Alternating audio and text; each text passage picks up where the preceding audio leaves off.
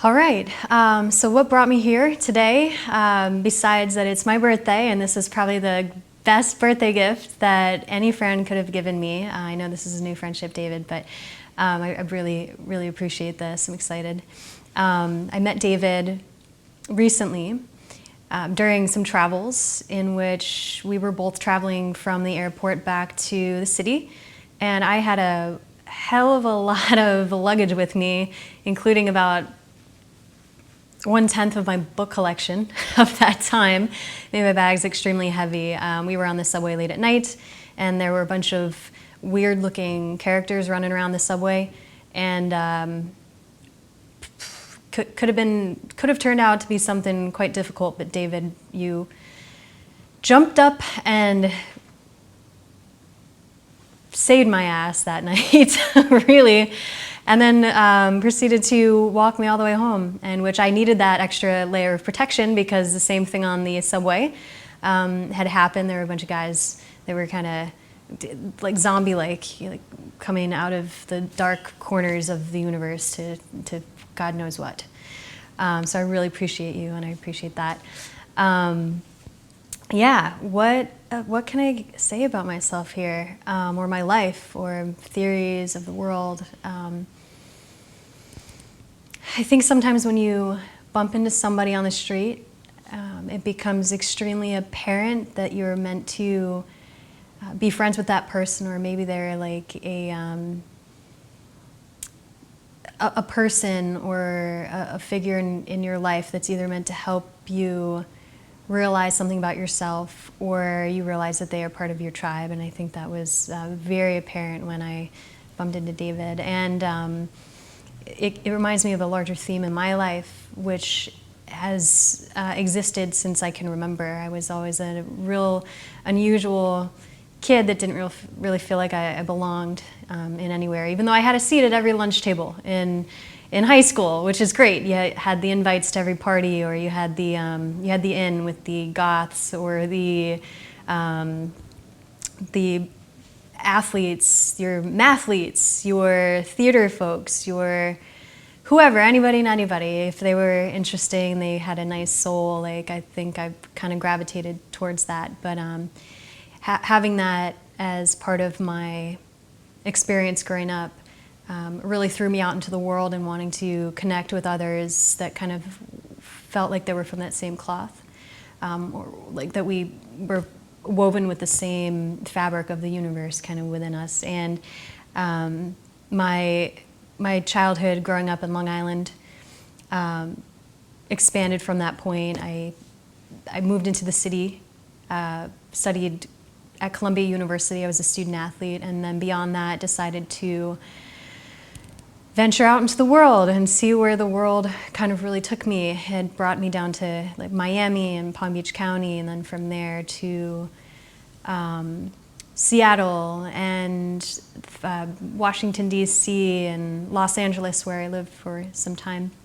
And those experiences in those cities, anywhere that I was, I made it a point to build community and really connect with people and friends that seem to have an appreciation for the city in which they lived and the people that they really came across. And it was a remarkable experience, and I'm still on that trajectory of traveling from city to city at a very regular basis. And part of me thinks that it's not by accident. I think somewhere like deep in my soul, there's this like deep longing to find the other, I guess we'll say, tribe members that are part of my chosen family. And I've lived that way for some time. I wouldn't change it for the world. I know some people kind of get stuck in they become townies, or maybe they find comfort in the community in which they're at, and or which they live in. And for me, it was, I knew that I had community in other areas, so I really followed that. And I'm thinking about this right now because I have so much love associated with different parts of at least the country, and different homes. I'm quite nomadic. Technically, New York is home base. Before that, it was Los Angeles. Before that, it was South Florida. But for about 2 years now, ever since COVID, I had kind of made a decision that I wanted to be nomadic. And I spend time with the friends who are my family as well in these different cities. I'm lucky in that I have been able to carry my work with me wherever I go. A lot of it is communication strategy. I studied political science at Columbia University. I didn't think that I would ever really apply that, but I absolutely did, and found myself, myselves. I think we all have a lot of ourselves that we can relate with. There's also another human being running around the world that looks just like me because we're identical twins. So we have that like little quantum connect going on. So I guess multiple selves is appropriate. But yeah, I found myself diving very deep into a lot of political work, doing a lot of campaign strategy on the local, county, and state levels. So congressional races, Senate, state House Rep, judicial, both sides of the aisle. Really helping a campaign and the different like multifaceted components of it to like really build momentum around a platform or a person or an idea or whatever initiative was important to them. It was really, really exciting to be parts of conversations that were being recorded in real time 2 days before anything would hit the newspapers. I'm not sure how much I can say about some of the experiences, so that might call for another video somewhere. But yeah, that's been wild. Something that happened in the course of that sort of work is I'd come across what I'll call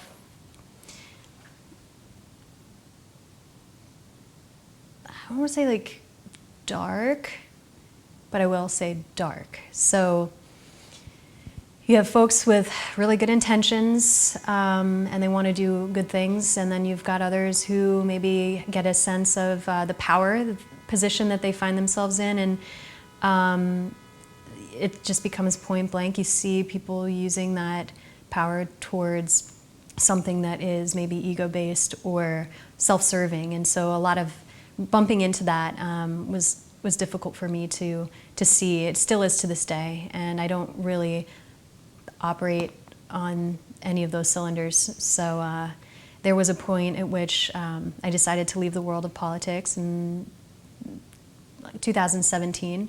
Not forever, not for good. I've got some connection here and there, doing some mayor race work and what have you. But I ended up transitioning into the world of tech startups, and instead of supporting politicians, I would support founders because they're creative, I'm creative, they need to figure out a way to communicate and strategize how to get their idea to reality, and so I've kind of been swimming in that professional field for a while now. I'm a creative myself. I think I'm more of like an artist of life, and people weaver, which is something that an artist friend of mine had bestowed to me one time, and I've embraced it as my own, and it kind of falls true to the amount of traveling that I do and the ways that I like to connect people in my life. When I really dive deep and pick out this like inherent value that they have or that they can't even see themselves, I love to shine a light on that, or at least help as much as I can. And usually I can think of at least like 3 or 4 or 5 people that they must meet. So I'll do absolutely everything I can to make those connections, and it's really fun to see the fruits of my labor there. I do think it's a skill and something that I've worked to hone in.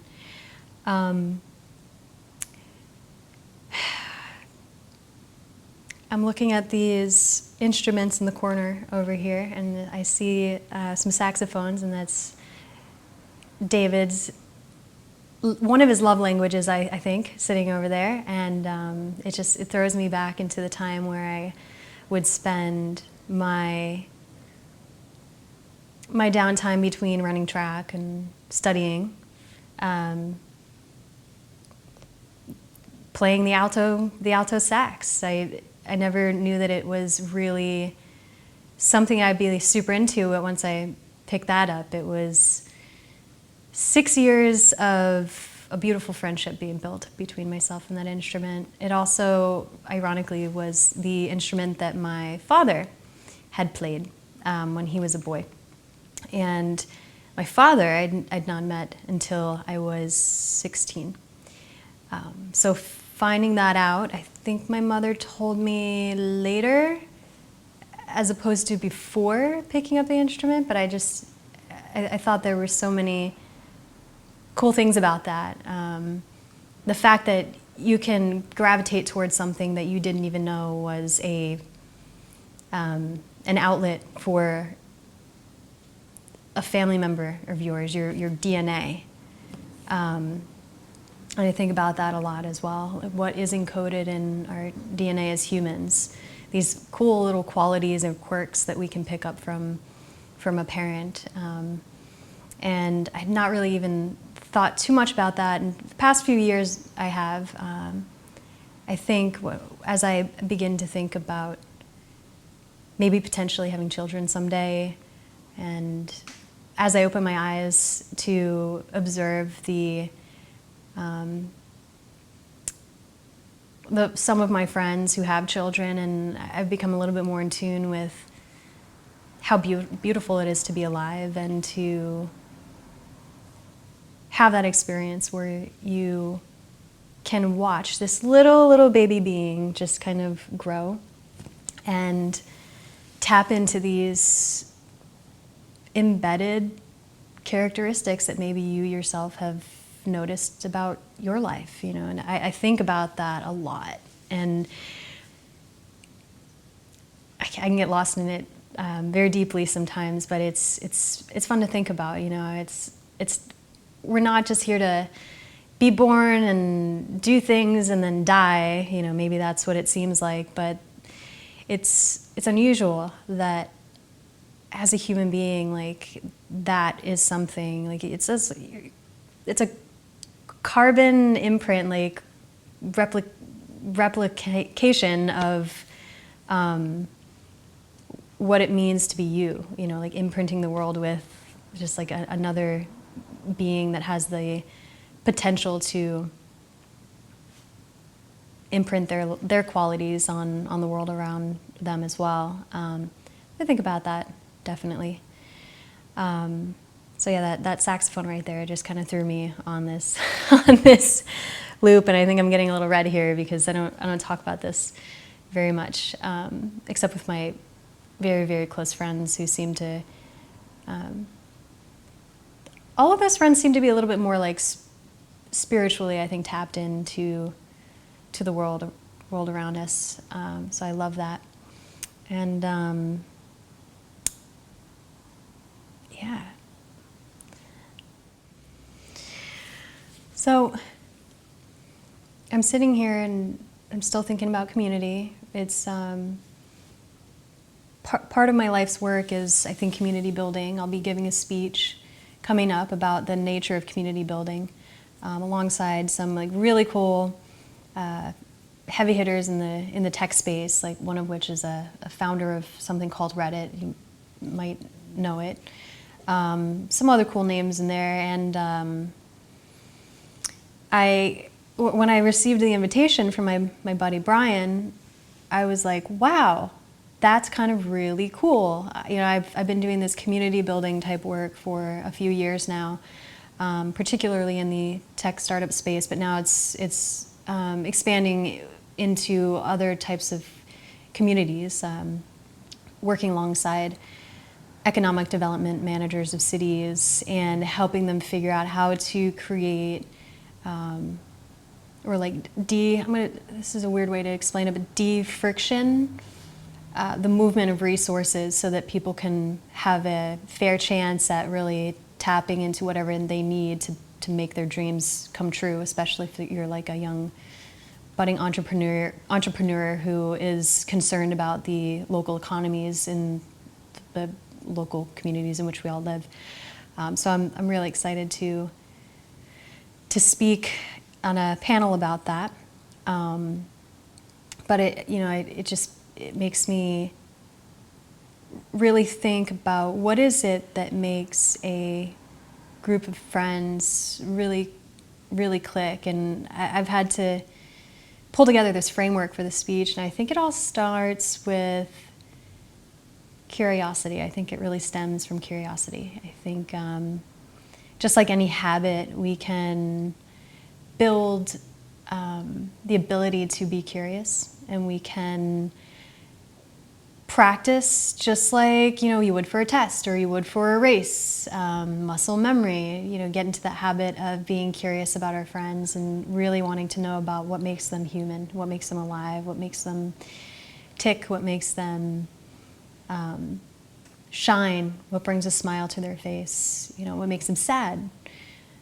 I think asking questions more than allowing our friends like a space to really dive in and explore their own thoughts is almost like that curiosity is like a glue, I think, between people. And this is part of what I'm going to be talking about. But being able to foster that habit not only in ourselves but also into others, maybe just the mere fact of being so curious that you really, really want to know about the person on the other side of the conversation with you,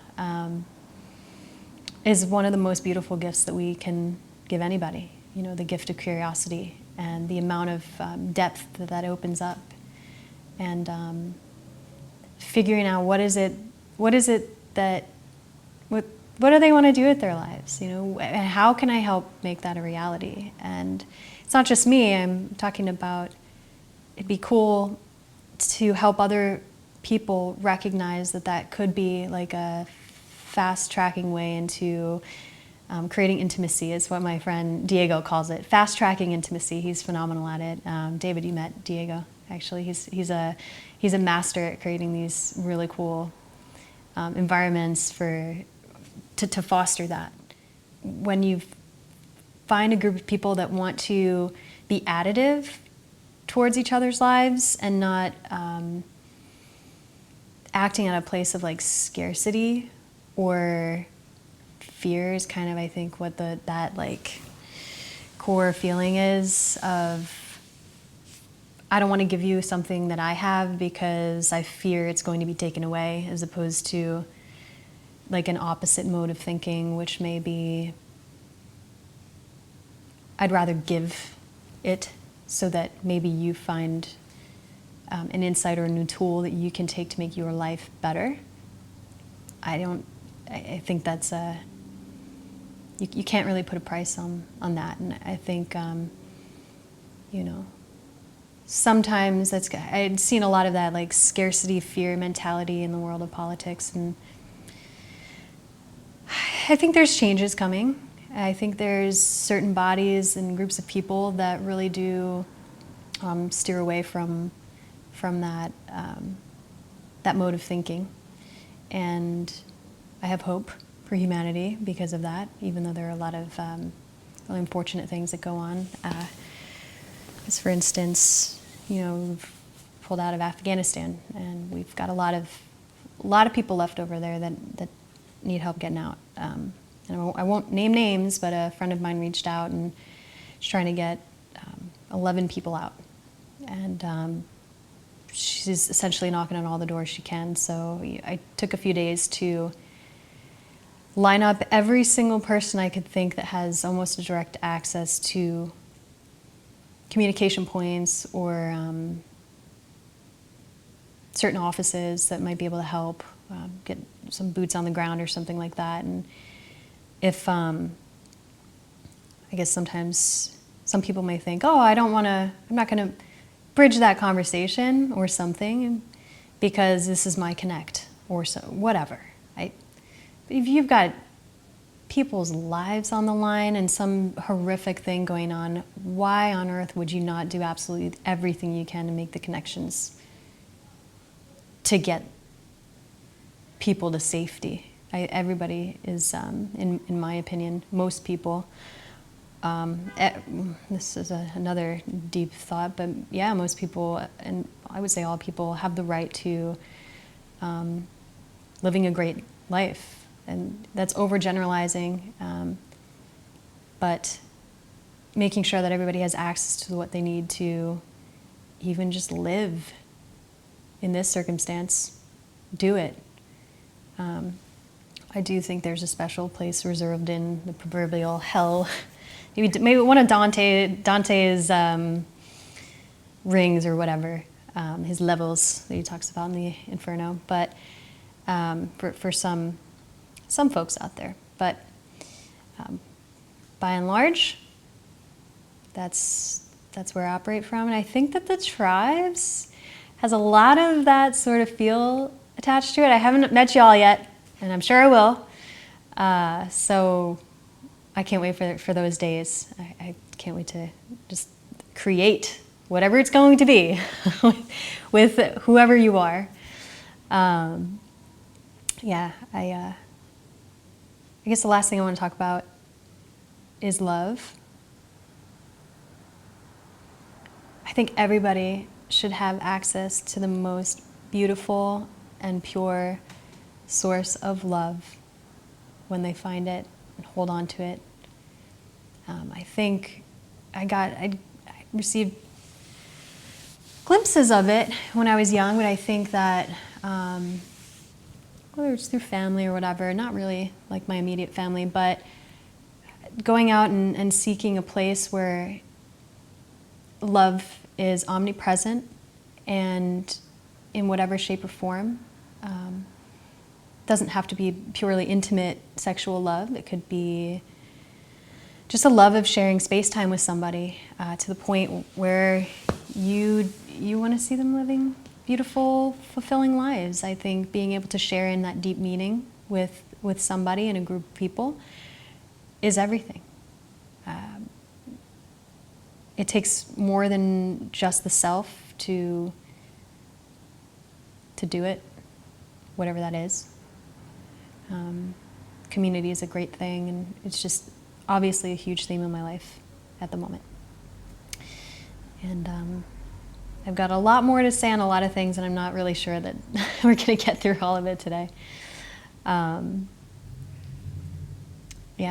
that's where I'm at.